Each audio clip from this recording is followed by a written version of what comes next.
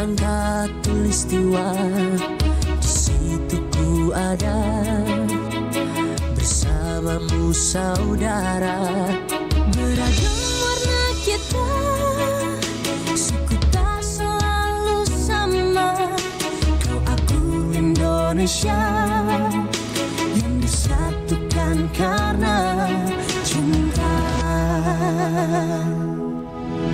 Karena kita Indonesia, jangan pernah terpecah belah.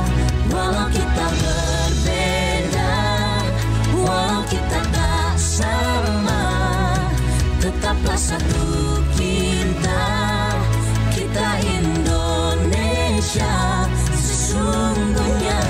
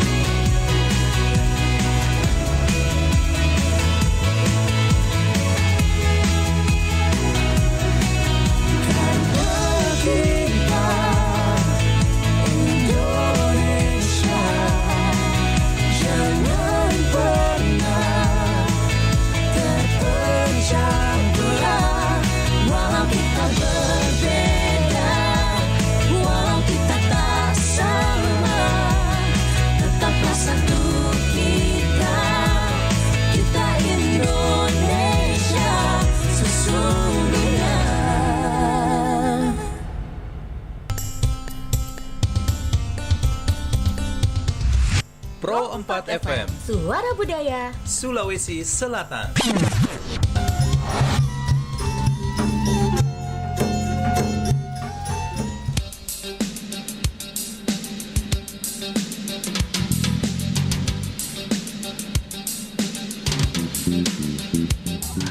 Assalamualaikum warahmatullahi wabarakatuh dan selamat pagi sahabat budaya dimanapun saat ini Anda berada. Kembali obrolan komunitas hari ini hadir di ruang dengar Anda. Nah, pada pagi hari ini kita akan membahas mengenai relasi Bugis dan Suwawa Gorontalo. Dan ini akan kami perbincangkan bersama dengan dosen Departemen Sastra Daerah Fakultas Ilmu Bahasa Unhas, ada Prof. Dr. Mokhlis Hadrawi Enhum. Dan kita akan berbicara lewat Zoom dan tersambung langsung sudah beliau bersama dengan Pak Prof. Dr. Mokhlis Hadrawi Enhum. Assalamualaikum, selamat pagi Prof. Waalaikumsalam. Dan selamat pagi Pak Ruslan. Alhamdulillah Prof, bisa kembali bersua di udara ini. Dan tentu luar biasa beliau ini selalu tetap setia memberikan informasi di Pro 4. Sudah beberapa tahun ini ya Prof ya. Sudah lama Pak Ruslan. Iya. Kali ini banyak mahasiswa sastra daerah yang ikut Pak Ruslan ini. Alhamdulillah. Iya.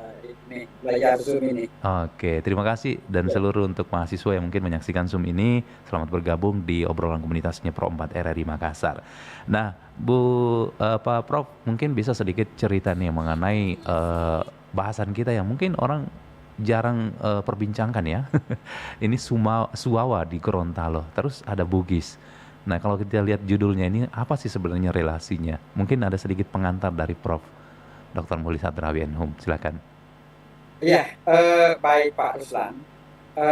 Memang selama ini kalau kita membincangkan tentang wilayah-wilayah luar ya, terutama misalnya Gorontalo dan salah satu kerajaan yang ada di sana namanya Kerajaan Suwawa, itu kita melihat adalah satu yang mungkin jauh di bagian utara Sulawesi sana. dan pikiran kita bahwa ya mereka di sana dengan asik dengan dirinya sendiri, menjalani kehidupannya dengan rentan waktu yang cukup lama, dan mungkin saja kita tidak pernah menyangka bahwa sebenarnya dia Gorontalo atau Suawa berada di ujung utara sana, tapi rupanya memiliki hubungan secara khusus juga dengan Sulawesi Selatan. Ya.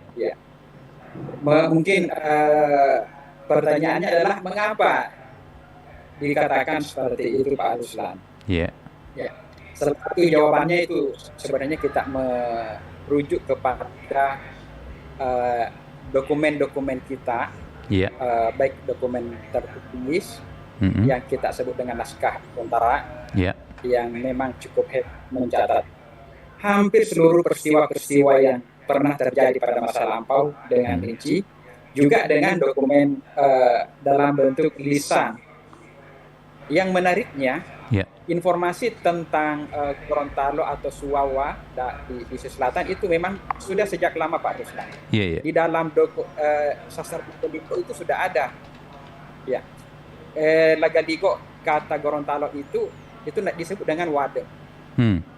Itu sudah menjadi satu kerajaan yang tersendiri. Kemudian yang menariknya sudah ada hubungan dengan Sulawesi Selatan. Jadi kalau kita menghubungkan dengan masalah Lagaligo, adalah yang pertama itu adalah kerajaan Luwu. Itu sudah menyebut kata Wadeng. Itu adalah merujuk toponimi yang disebut Gorontalo.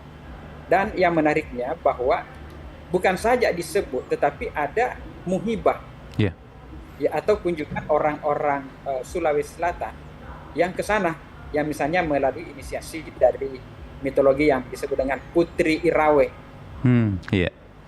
Lisan ini dikenal di Sulawesi Selatan, Putri Irawe, tapi jauh lebih dikenal itu oleh masyarakat Gorontalo, yang sangat berkembang meluas dan menjadi satu mitologi yang bersebar di masyarakat sana, yang menceritakan bagaimana sebenarnya relasi yang sudah tercipta antara kerajaan Gorontalo dengan kerajaan-kerajaan yang bernaung di bawahnya, dengan kerajaan yang ada di selatan.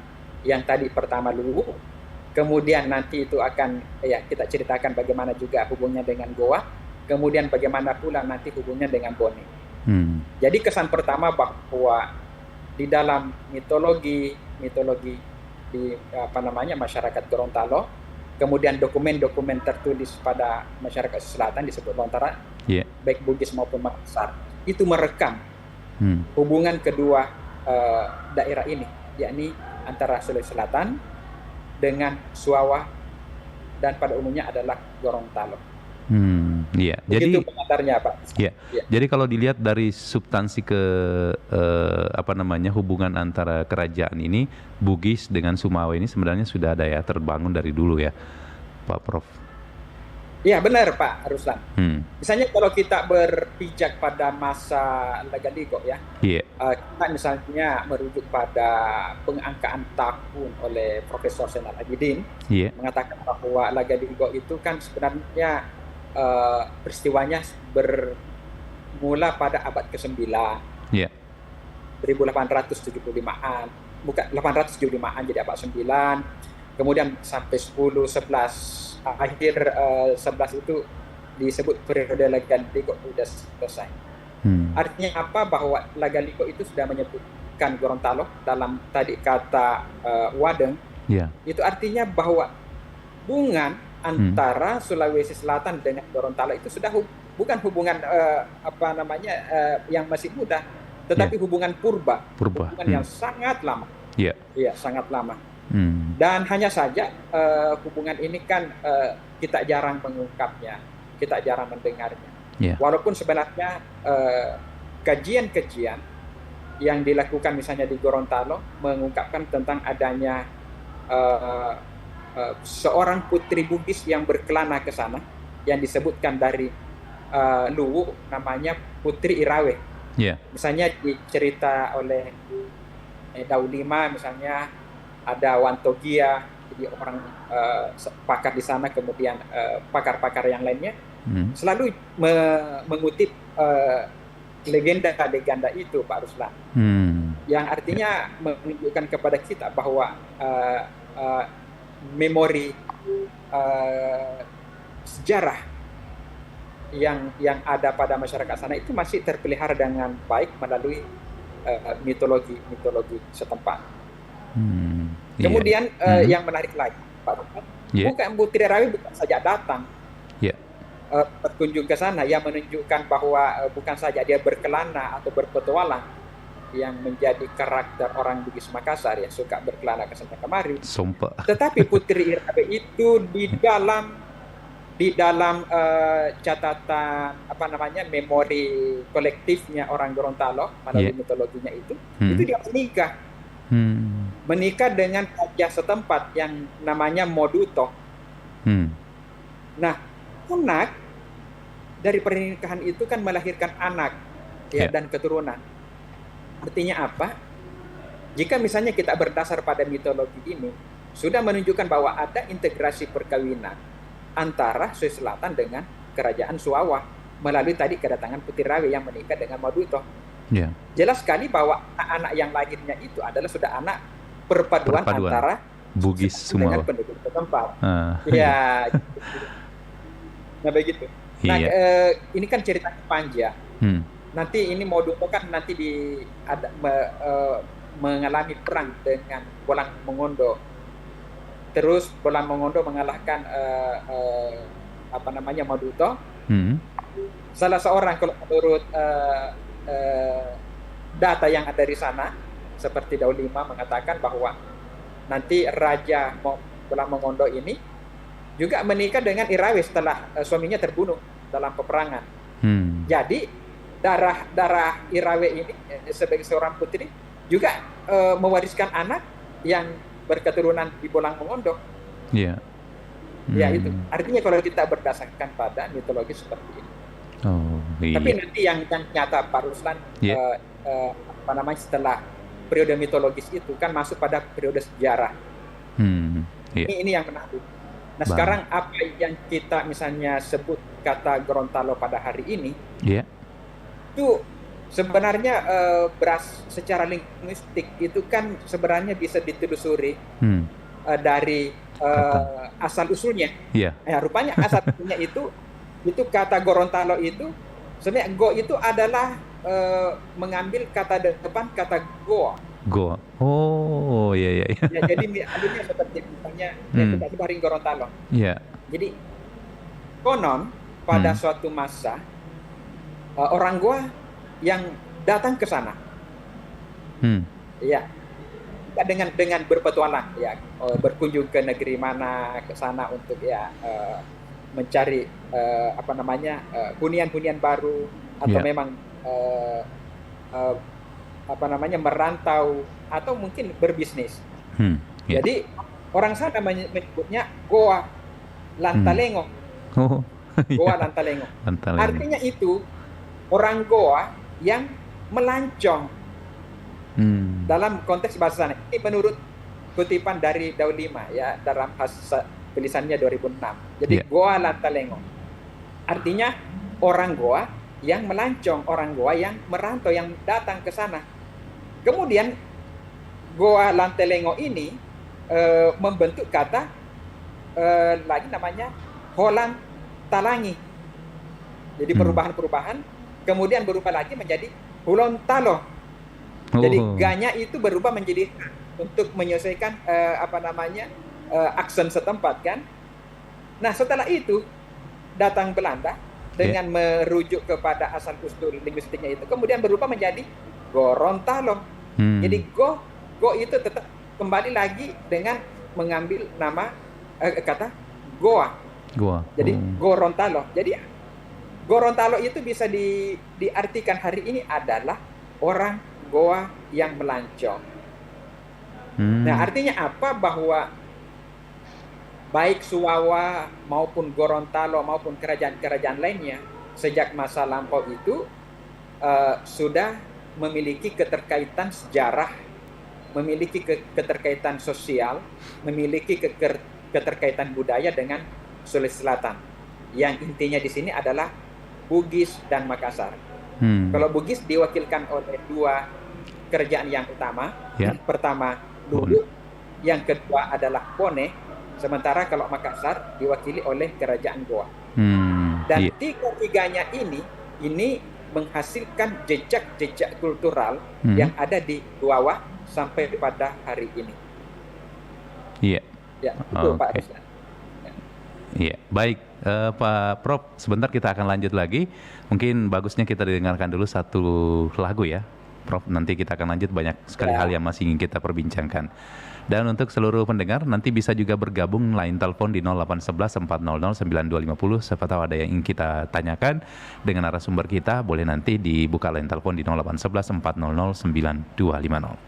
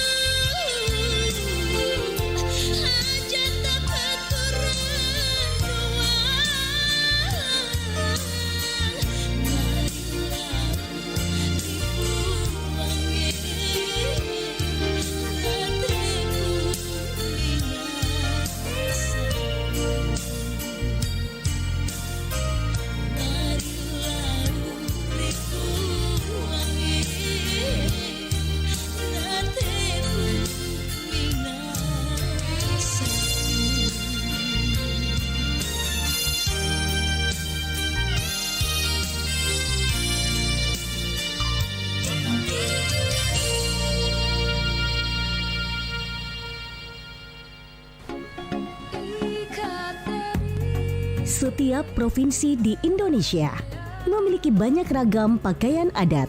Sebut saja Sulawesi Selatan, yang juga terdapat berbagai jenis pakaian adat.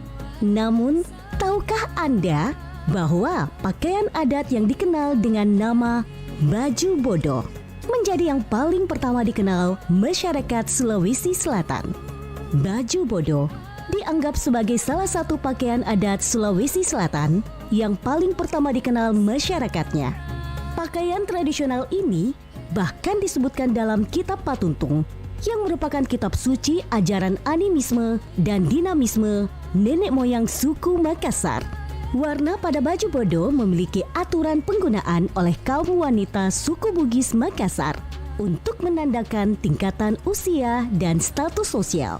Warna jingga dipakai oleh wanita yang masih kecil atau berusia di bawah 10 tahun. Warna jingga dan merah digunakan oleh wanita berumur 10 hingga 14 tahun. Warna merah untuk 17 hingga 25 tahun. Warna putih digunakan oleh para inang dan dukun. Warna hijau diperuntukkan bagi putri bangsawan. Dan warna ungu dipakai oleh para janda. Namun, di masa sekarang, penggunaan baju bodo tersebut mulai bergeser makna dengan menggunakan baju bodo sesuai dengan minat warna dan selera masing-masing.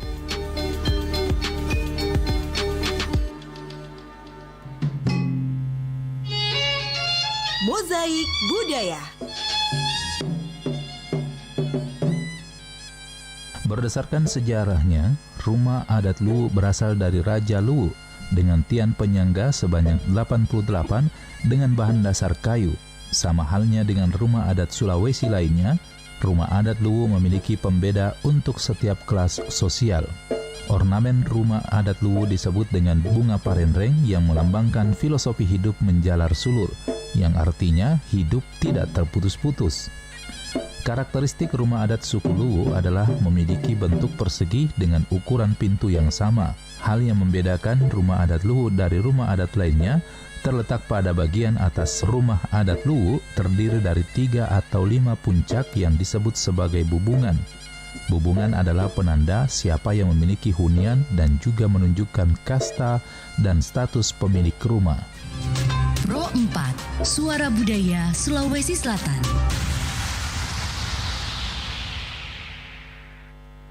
Sobat Budaya, kembali lagi di obrolan komunitas. Kita masih bersama Prof. Dr. Hadrawi, Mulis Hadrawi, dan kita masih berbicara tentang seputaran relasi Bugis dan Suwawa Gorontalo. Ya, Pak Prof, melihat bahwa kita memang ada sedikit kaitan antara Bugis dengan Gorontalo, termasuk tadi dari segi sejarah, banyak orang yang mungkin ternyata baru tahu, oh begitu ya sejarahnya ya.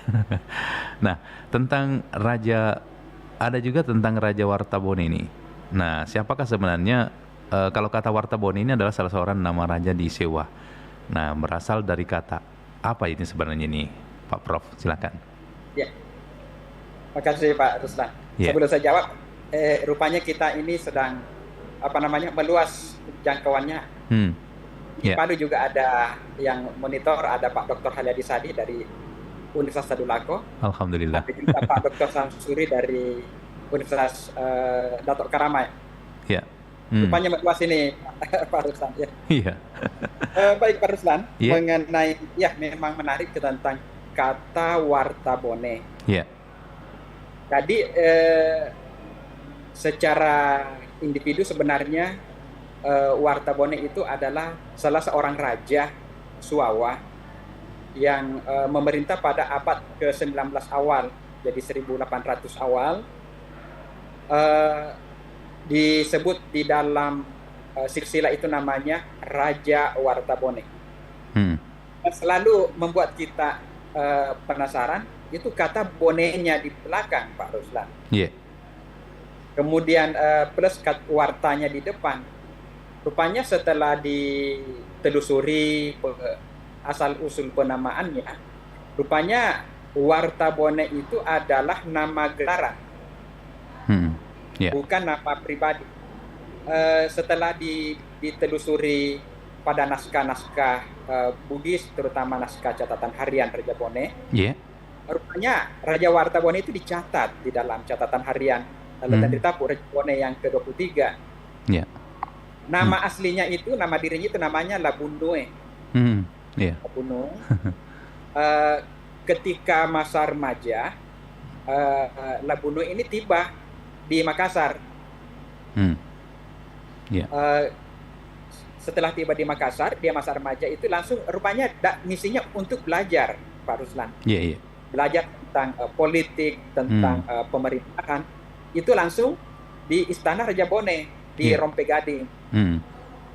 Ya, di sanalah mentor aslinya langsungnya itu adalah Raja Bone sendiri, Latan Ritapu Sultan Ahmad As-Salih. Jadi datang belajar. Kemudian yang kedua, Labunue ini juga belajar tentang agama Islam, dan itu langsung di Masjid Bontoala. Yang memang Masjid Bontoala itu kan sejak 1606 didirikan oleh Datuk Ri Pandan, memang menjadi pusat pengajian untuk santri-santri kalangan istana, baik yang dari Bugis Makassar maupun kerajaan-kerajaan yang berafiliasi secara politik. Jadi anak-anak raja itu diutus ke Bontoala untuk belajar agama Islam. Tidak terkecuali di abad 18 ini, Labunue pun datang dari Suawah, dikirim belajar agama sekaligus belajar tentang politik di Istana Raja Bone langsung di daerah Rompe Gading. Sekarang wilayah Bontoala sekarang ini, Pak Ruslan. Nah, inilah Labunue kemudian setelah besar, dewasa, dia harus kembali ke Suawah untuk memangku warisan utamanya, yakni dia adalah Pangeran Suawah. Untuk mewarisi tahta Suawah. Maka ketika dia di sana, disapalah dengan nama Wartabone. Rupanya Wartabone itu dari bahasa Bugis itu berasal, warta itu dari kata aruta. Arut itu raja, tua. Tak itu adalah kita, raja kita. Jadi raja kita dari Bone. Ternyata orang tahunya cuma Wartabone, itu dia kira portal Wartabone aja. Ternyata itu Wartabone saja. Jadi di sana jadi dia nama gelaran, Pak Ruslan, bukan nama diri. Nama dirinya adalah Bunue, Raja Wartabone. Nah, di dalam versi Gorontalo itu disebut dengan kata Arus Bone. Arus Bone itu dari kata arung menjadi arus. Walau tetap Bone. Jadi yang jelas arut tak Bone, kemudian arus Bone itu sama-sama menjadi akar daripada kata yang kemudian terbentuklah satu nama gelaran namanya Wartabone dengan nama lengkap Raja Wartabone. Ini setelah ditelusuri, Pak Ruslan, kok ini Labunue datang dari Suawah, kemudian langsung dimentori langsung oleh Raja Bone. Kok bisa begitu istimewa? Kok bisa begitu dekat masuk pada istana? Rupanya setelah ditelusuri pada catatan-catatan harian Raja Bone, rupanya Labunue dengan Ahmad As-Salih ini adalah bersaudara, tapi bersaudara tiri. Tapi umurnya Labunue jauh lebih muda. Dengan satu ayah yang bernama Lama Papening. Lama Papening ini adalah anak dari Lama Selomo. Lama Papening ini adalah dulu menjabat sebagai penggawa atau panglima perang Bone pada masa Raja Bone sebelumnya, namanya Latemat Songe, yang memerintah 1749 sampai 1775. Nah, pada masa Latemat Songe ini dia dikirim ke Lama Papening, dikirim ke Suawah. Kenapa dikirim ke Suawah? Di sana terjadi satu kekacauan internal dalam kerajaan Gorontalo. Ada 3 kerajaan yang berseteru di sana. Suawah, Intauna, dan Bone Bolango di sana. 3 kerajaan ini. Kemudian karena pada masa itu hegemoni kuasa di Sulawesi Selatan ini kan dipegang oleh Bone. Makanya Bone yang datang ke sana dengan mengutus panglima perangnya Lama Papening. Setelah didamaikan, ya ketiga kerajaan ini masing-masing. Kalau begitu siapa yang pantas menjadi Raja Suawa? Ya. Nah, keputusannya tidak boleh dari salah satu dari kita. Kedudukan kita sama. Ya. Maka yang menjadi raja itu adalah langsung Lama Papening juga. Nah, untuk menjaga stabilitas politik, dan dia juga memiliki kepantasan karena dia adalah utusan resmi daripada kerajaan Bone yang rupanya di dalam tubuh Lama Papening itu bukan saja darah Bone, tapi dia juga separuh darah Goa. Yeah. Nah, ketika tadi misalnya disambungkan dengan cerita awal lagi, misalnya Gorontalo asal usulnya itu orang Goa yang ini, itu kan sebenarnya menunjukkan hegemoni Goa yang sudah tercipta di Gorontalo ya di pertengahan abad ke-16 mulai setelah menggantikan hegemoninya Ternate di sana. Tapi kehadiran Goa diwakilkan dalam bentuk mitologi. Jadi apa yang terbaca dari situ bahwa pendaratan Goa lebih awal, kemudian pendaratan Bone kemudian. Nah, kehadiran Lama Papening dengan representasi dua darah dalam tubuhnya Bone dan Goa itu lebih legitimate. Ya, secara genealogi. Makanya memiliki kepantasan yang tinggi, yang istimewa untuk menata situasi kerajaan Suawa yang bermasalah pada masa itu. Dan lagi pula di dasar juga mitos Irawe. Mitos Irawe ini kan juga dari selatan, yang kemudian menikah dengan Oduto. Jadi artinya dari awal memang darah Bugis dan darah Makassar itu sudah terpaut dengan kerajaan Suawa di Gorontalo.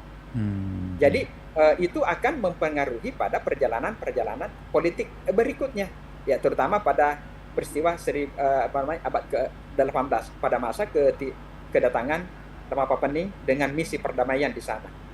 Nah, ketika menghubung ini cerita sepihak dari Sulawesi Selatan. Yeah. Terus bagaimana dengan fakta catatan yang ada di Gorontalo? Oh, rupanya memang sesuai Pak Ruslan. Yeah. Dalam satu silsilah yang lengkap di Gorontalo tentang kerajaan Suawa dan Gorontalo dan beberapa kerajaan lainnya yang disusun oleh Wantogiah bersaudara pada tahun 1981 dan ditandatangani oleh tokoh yang istimewa di Gorontalo namanya Nani Wartabone, itu ditandatangani pada tahun 1981. Itu adalah silsilah yang paling lengkap. Dan di dalam nama Pulau Moduyo III itu ada catatan. Pulau Moduyo III adalah raja yang berasal daripada Bone yang datang ke Suawa menengahi pertikaian yang terjadi oleh tiga kerajaan Suawa, Bone Bolango, kemudian Suawa dan Bintauna. Memang disebut, jadi selaras, waktunya pun cocok. Yeah. Jadi Pulau Modoyo III itu tidak lain adalah nama gelaran di sana, namanya yang dirujuk itu adalah Lama Papening dari Sulawesi Selatan. Ya, begitu Pak Ruslan. Oh iya. Pak Andrawi, ada juga yang WA ini berkaitan dengan ini salah seorang pendengar kita ini namanya Lamato. Wah, ini Lamato nih. Ini kayaknya orang Gorontalo juga nih. Oh iya. Saya orang Gorontalo ternyata tinggalnya di Makassar. Baru saya tahu ada hubungan begitu antara Bugis dengan Suwawa ini, Prof, lewat acara ini. Dan selama ini saya cari referensi di Google itu kayaknya kurang sekali referensi terkait dengan ini, Pak Prof. Mungkin bisa dijelaskan memang, ini. Nah. Benar, Pak Ruslan. Jadi memang hampir kita alpa selama ini ya, sepanjang masa ini kita alpa mencari membincangkan ya hubungan antara Sulawesi Selatan dengan Gorontalo. Yeah. Padahal sebenarnya dokumen itu cukup mendukung. Nah, ini saya membocorkan riset yang saya lakukan selama ini bersama kebetulan ada Pak Dr. Haliadi Sadi dari Universitas Tadulako bersama dengan Dr. Samsuri dari Universitas Datuk Kerama juga Palu. Satu bertiga sejak tahun 2017. Sebenarnya sudah mulai melakukan riset-riset dan nanti dilakukan penulisan itu 2019. Oh, yeah. Penulisan, kemudian mengkolek data sedikit demi sedikit, data yang ada di Makassar, data yang ada di Gorontalo, data yang ada di Sulawesi Tengah, itu dipadu semua, plus data-data dari kolonial, itu dicoba dilihat semua.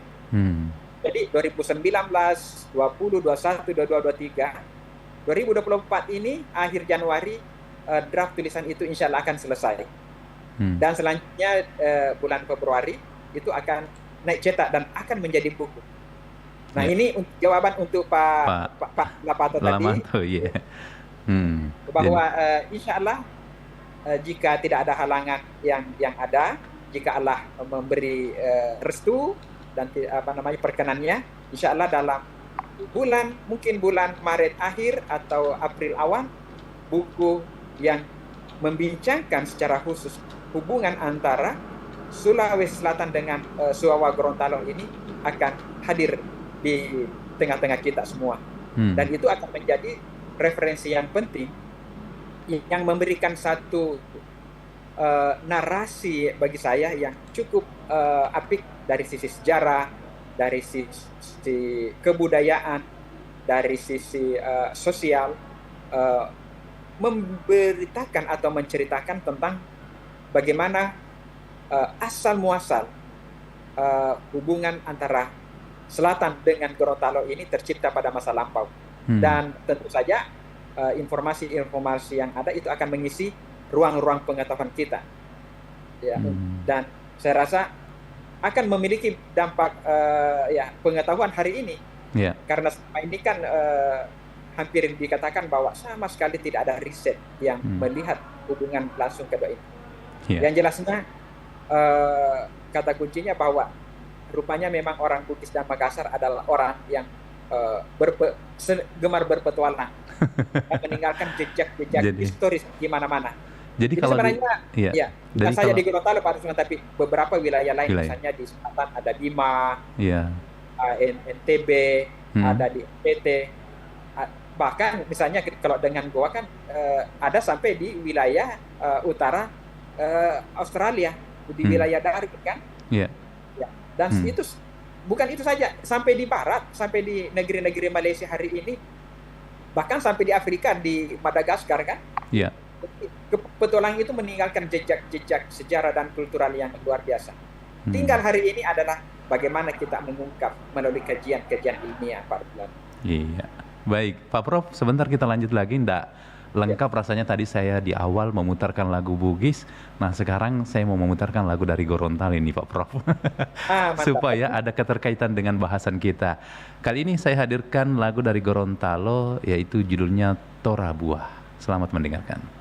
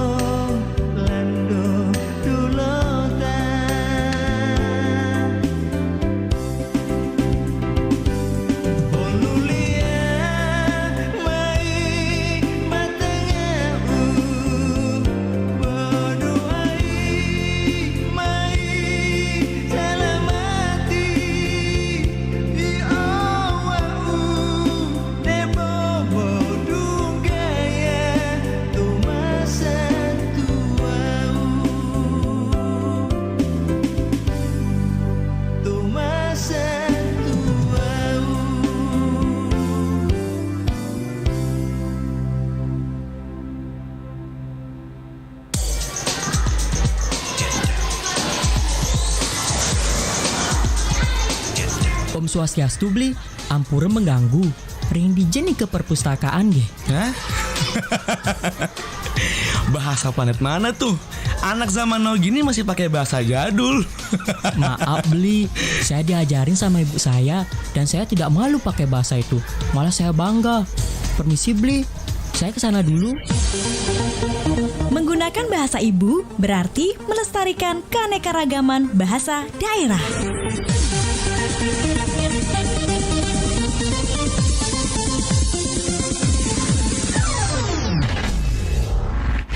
Pro 4 FM, Suara Budaya Sulawesi Selatan.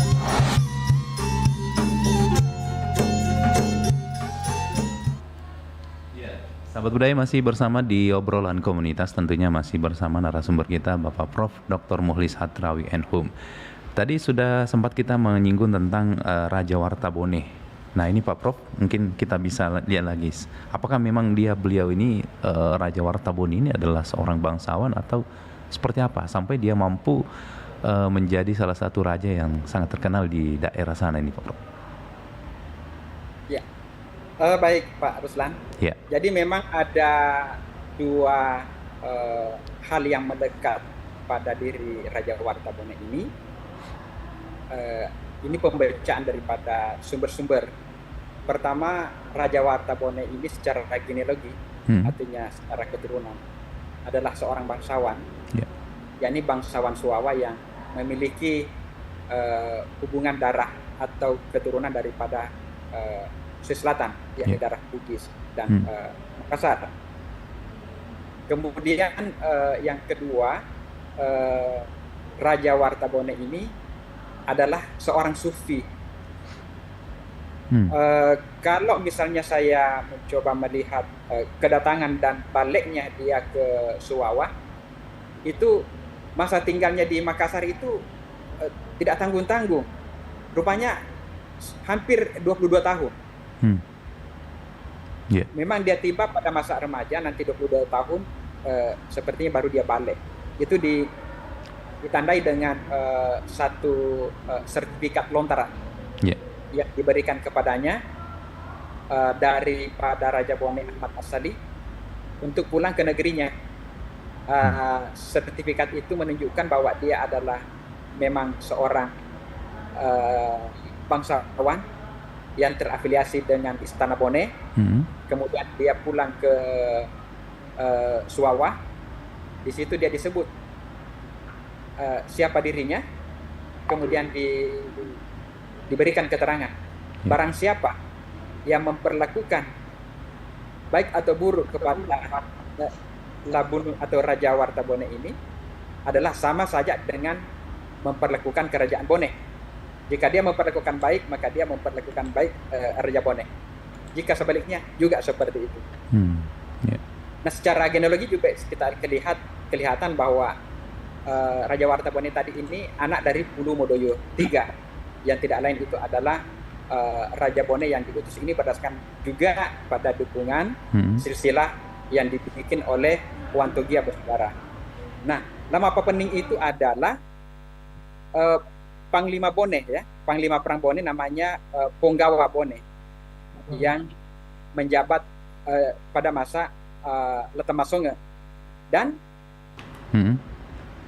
nama pepening ini adalah menantu juga dari Letamasonge. Sementara Letamasonge itu istrinya itu adalah dua-duanya itu adalah anak daripada Syekh Yusuf. Jadi ada jaringan di situ. Sementara dari pihak orang tua daripada nama pepening itu adalah namanya Lama Selomo. Setelah di atasnya itu adalah itu Raja Goa namanya Lapar Pak Tosapi Wali. Nah, Lapar Pak Tosapi Wali ini adalah anak dari Lapata Omatanatika dengan istrinya namanya Imariama Karim Patukangan. Lapata Omatanatika ini adalah Raja Bone yang kita kenal, sangat terkenal, Raja Bone yang menikahi cucu Sultan Hasanuddin, Imariama Karim Patukangan, anak dari Sultan Abdul Jalil, kan? Jadi darahnya Lama Pepening ini adalah separuh Bone, separuh Goa. Kemudian menikah lagi dengan anaknya Lata Masonga gitu. Nah, Lata Masonga ini adalah bapaknya Bone, ya. Kemudian mamanya Bone, tetapi yang penting ini istri Lata Masonga itu adalah anaknya Syekh Yusuf. Jadi sangat kuat sekali bangsawanannya. Nah, hanya saja ketika di Gorontalo, ketika Lama Papening di sana, di dalam catatan Wantoge kan menikah dengan putri bangsawan Sawawan namanya Iluli. Dari situlah lahir anak-anak, tidak terkecuali dengan Raja Wartabone dengan saudara-saudaranya. Di situ, jadi garis kebangsawanan terbaca dengan baik. Makanya itulah menjawab penasaran kita, mengapa ketika Wartabone kecil remaja ini datang ke Makassar, mendarat dan langsung disambut oleh orang Istana Bone di Rompegading. Dan mentor politiknya itu adalah langsung Raja Bone. Jadi ini luar biasa. Jadi ini catatan-catatan lokal Bugis Makassar mencatat semuanya itu. Kemudian yang kedua,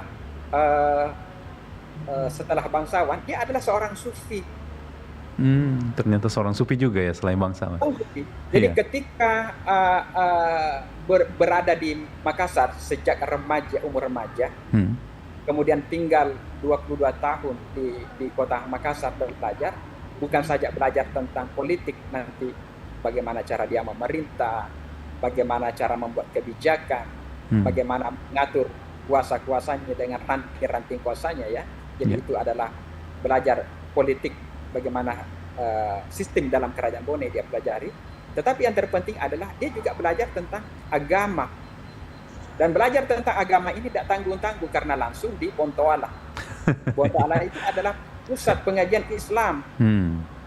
Dan itu pengajian Islam yang khusus untuk kalangan elit. Dan Raja Wartabone dalam hal ini nama kecilnya Labunue, dia belajar di situ. Dan siapa mentor di situ? Dicatat. Ketika dia datang di sana, itu dicatat namanya Umar Asy-Syatri. Nah, rupanya kalau dilacak ini siapa Umar ini adalah anak daripada Asy-Syatri. Asy-Syatri ini siapa? Itu adalah Kadi Bontoala. Kadi Bontoala yang juga disebutkan rupanya dia adalah, kalau kita runut, dia adalah seorang Arab. Dia seorang Arab yang kemudian dilihat sanadnya, silsilahnya itu dia juga rupanya ada Ahlul Bait. Ahlul Bait. Luar biasa. Ya. Jadi beliau belajar langsung kepada Syekh Umar yang menjadi kadi dan guru di Bontoala ya, tentang agama Islam. Selain daripada itu, ketika berada di Makassar, beliau juga memperdalam salah satu cabang tarikat Syekh Yusuf namanya Khalwatiyah. Ya, Khalwatiyah Yusuf. Dia seperguruan dengan Raja Bone Ahmad As-Salih yang sangat terkenal bahwa dia adalah seorang Raja Bone. Selain seorang aristokrat, dia juga memperdalam ilmu agama. Bahkan sangat menggemari aliran tarikat Khalwatiyah yang disebut dengan Khalwatiyah Yusuf, yang menjadi salah satu tarikat yang besar dan paling bergengsi di Sulawesi Selatan sampai hari ini ya, sampai hari ini. Nah, ini semua menunjukkan kepada kita bahwa begitu pentingnya data-data lokal, terutama Lontara Bilang, catatan harian, mencatat semua peristiwa-peristiwa. Ya, beruntunglah karena catatan-catatan harian itu kita bisa dapat sekarang ini, misalnya dengan mudah kita bisa mendownload dari koleksi Inggris, British Library. Dan salah satu catatan harian Ahmad As-Salih itu adalah koleksi British Library dengan kode ADD 12354. Ya. Kebetulan catatan harian itu saya sudah membuat penerjemahannya pada tahun 2000. Sampai sekarang masih rupanya berfungsi karena semua peristiwa di dalamnya itu bisa dilacak ya. Dari peristiwa ke peristiwa, dari tahun ke tahun, bahkan dengan tokoh-tokoh yang disebut di dalamnya. Jadi tokoh Labunue atau Wartabone ini dicatat, kemudian guru agamanya Umar Asyatri dicatat, kemudian juga catatan Hari Latamasonga juga dicatat. Di situ Asyatri juga ada, rupanya juga menjadi Kadi Bontoala. Dalam tulisan bahasa setempatnya sini Bugis Makassar namanya Lasatari, ya. Jadi Asyatri menjadi Lasatari. Itu di dalam logat bahasa Bugis yang tertulis di dalam catatan harian Raja Bone. Baik. Jadi kesimpulannya Pak Ruslan bahwa Raja Wartabone itu memiliki dua identitas pada dirinya. Pertama, beliau adalah seorang bangsawan tinggi, adalah seorang raja di Suwawa. Kemudian yang kedua, beliau adalah seorang sufi. Ya. Baik, Pak Prof. Kayaknya waktu yang sangat membatasi kita, tetapi menarik sekali pembahasan kita, apalagi ini hal yang baru bagi kami dan juga seluruh pendengar mungkin yang baru tahu bahwa ternyata relasi Bugis dan Sumawa ini sangat erat kaitannya, bahkan dari sisi sejarah pun sudah tercipta ya, terintegrasi dari zaman purba. Nah mungkin kesimpulannya bahwa pada masa lalu itu memang kerajaan-kerajaan di Sulawesi Selatan itu sudah membangun bibit-bibit integrasi sosial ya Pak Prof ya. Ya, atau mungkin ada yang ingin disampaikan sebelum kita tuntaskan ini Pak Prof. Ya. Apa yang terbaca dari semua ini Pak Ruslan sebenarnya menunjukkan kepada kita bahwa hari ini kita misalnya menggaung-gaungkan yang namanya persatuan, kesatuan, unity kebangsaan kita ya. Itu negara kesatuan Republik Indonesia itu harga mati ya. Yeah. Rupanya itu adalah bukan bahasa hari ini juga, tapi sebenarnya orang-orang Sulawesi Selatan dan orang-orang di Suwawa, Gorontalo, bahkan di Sulawesi Tengah ya, itu sudah melakukannya dengan baik. Jadi hubungan antar kerajaan yang kemudian kita sebut sebagai negeri-negeri asli yang memiliki sistem pemerintahannya tersendiri, memiliki masyarakatnya sendiri, memiliki wilayahnya sendiri.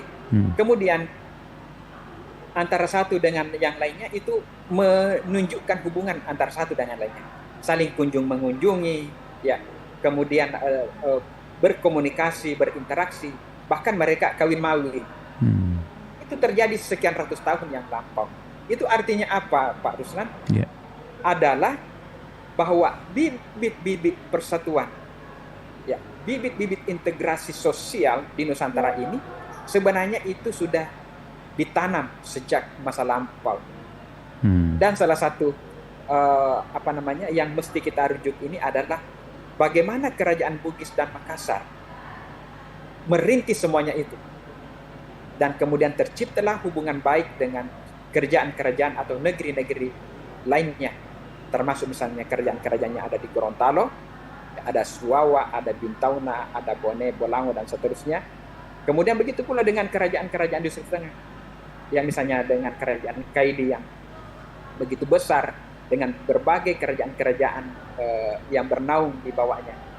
Bahkan misalnya riset yang sudah ditulis oleh Pak Dr. Haliadi, misalnya dengan kerajaan Tojo Una-Una yang ketika tahun lalu Pak Dr. Haliadi itu menyampaikan dalam makalahnya bahwa rupanya mitos berdirinya Tojo Una-Una itu berkaitan dengan nama tokoh di sana namanya Pilewiti. Dan nama Pilewiti ini ketika merujuk ke data di sana, menurut cerita orang di Tojo itu adalah tidak lain adalah Latamasonga. Siapa Latamasonga? Latamasonga itu adalah Raja Bone. Jadi rupanya ada masalah gerakan-gerakan yang dilakukan oleh kerajaan Goa, kerajaan Bone untuk membuka hunian-hunian baru, kemudian membina satu tatanan-tatanan sosial dan politik di wilayah-wilayah yang belum terhuni atau wilayah-wilayah yang memerlukan organisasi sosial dan politik yang lebih mapan. Iya, baik. Peran kerajaan Bugis dan Makassar begitu besar dan luar biasa. Baik. Terima kasih banyak Pak Prof atas waktunya dan sharingnya pada pagi hari ini. Mudah-mudahan ini bisa menambah referensi kita tentang sejarah dan juga kerajaan-kerajaan yang sudah membangun hubungan antara kerajaan sehingga mampu menjadi negara kesatuan Republik Indonesia yang saat sekarang ini kita bisa nikmati keberagaman dan juga toleransi yang ada di negara kita ini. Terima kasih Prof atas waktunya. Assalamualaikum warahmatullahi wabarakatuh. Sama-sama Pak Ruslan. Waalaikumsalam warahmatullahi wabarakatuh. Pak Dr. Samsuri, Pak Dr. Haryadi. Alhamdulillah, terima kasih Prof.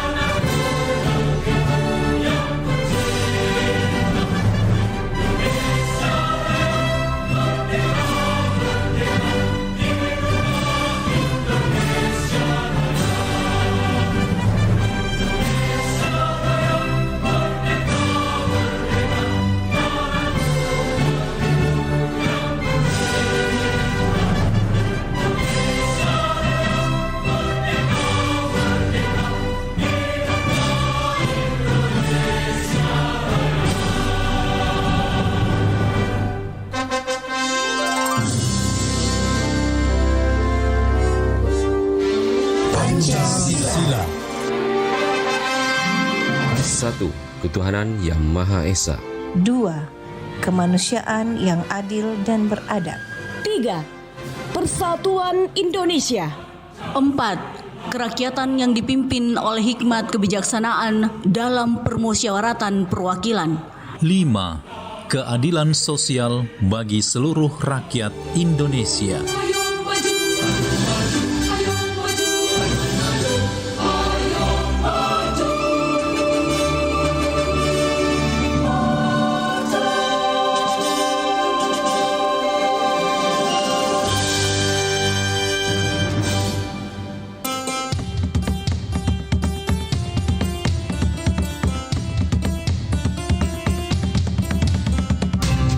Pro 4, Suara Budaya Sulawesi Selatan. Assalamualaikum warahmatullahi wabarakatuh. Waalaikumsalam. Aga je cerita ko HP sapo. Masapa berita kak. Miguel ada berita nasihat tawede di HP. Apalagi kau beranda aku, cinampu bawa engke sih berita baru. Weh, aja na sembara berita baca sapo. Apalagi itu mako ko media sosial deh. Dek nari sama kada politika sumber berita na aja mana berita berita baca. Ya rega hoax. Weh, manang ke sapo. Jadi teki pale wadi sapa berita ke pokoknya. Weh, aja na tama bila sapa berita. Ya komelo ki baca berita akurat si bawa terpercaya. Tau kabawa ni portal berita na RRI. Oh, manang ka di RRI wasia radio mi RRI. Itu